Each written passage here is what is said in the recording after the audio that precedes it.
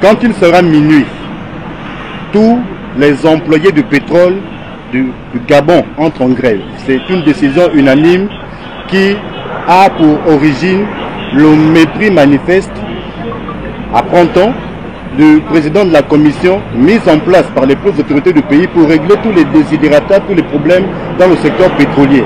On parle notamment de la rétroactivité de paiement parce qu'il y a eu pendant longtemps, pendant des années, une forme de disparité compte tenu du fait que vous avez des prestataires qui travaillent sur le même site pétrolier que des employés de Total, des employés de Perenco et des employés de Morel & Prom, à Dax, à Salah, mais qui ne sont pas payés de la même manière. C'est-à-dire qu'un prestataire et un employé d'une entreprise de pétrole font le même boulot, mais ne sont pas payés de la même façon, tout simplement parce que l'argent qui doit tomber dans l'enveloppe du prestataire, une bonne partie va dans la poche de son employeur ou du moins de la société qui le met en prestation. Et pendant longtemps, cette situation a perduré. Et quand il s'est agi de voir clair dans la situation, on a donc mis en place une commission pilotée par Arnaud Kali Tenganji, ancien membre du gouvernement sous Ali Bongo notamment. Mais ce dernier brille par une forme de clientélisme et de copinage. On vous explique, c'est très simple. C'est-à-dire que lui-même serait responsable d'une entreprise de prestation. Et Madame Pega, la présidente de l'UPEGA serait elle aussi propriétaire d'une entreprise qui sous-traite avec une entreprise pétrolière. Yes. On comprend bien qu'aujourd'hui il y a blocage et ce dernier se serait mis en tête comme ça de faire durer les choses, de faire traîner les choses juste après la période électorale. Or, une fois le vote a eu lieu, la transition prend fin et donc la commission tombera dans une forme de caducité, n'aura plus lieu d'être.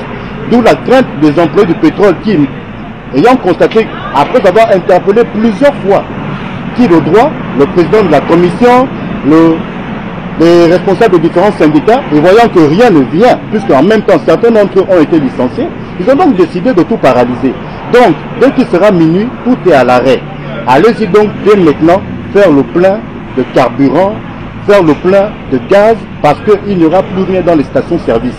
Parce que tout sera paralysé, parce que ces pères de famille, ces pères et mères de famille en ont marre d'être traités comme des bêtes de somme pour un travail qu'ils font avec le cœur, parce que c'est un métier qu'ils ont choisi. Beaucoup d'entre eux sont décédés.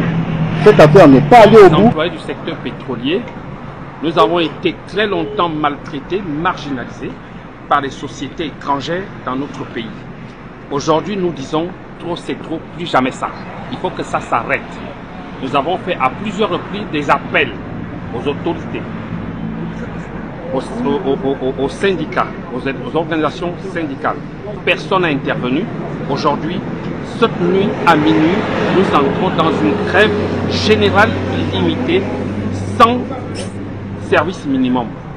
À partir de 0 heure cette nuit.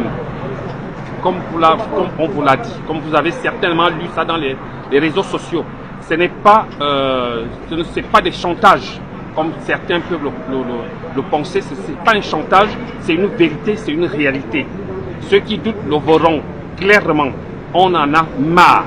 On dit, c'est fini, ça doit finir. Si on doit changer les choses dans ce pays, la restauration des institutions, il faut que la restauration passe dans tous les secteurs d'activité.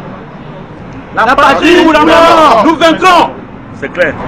C'est une première vidéo d'alerte. On revient avec plus de détails dans une autre vidéo. Mais d'ores et déjà, allez faire le plein. Très bien, on avance.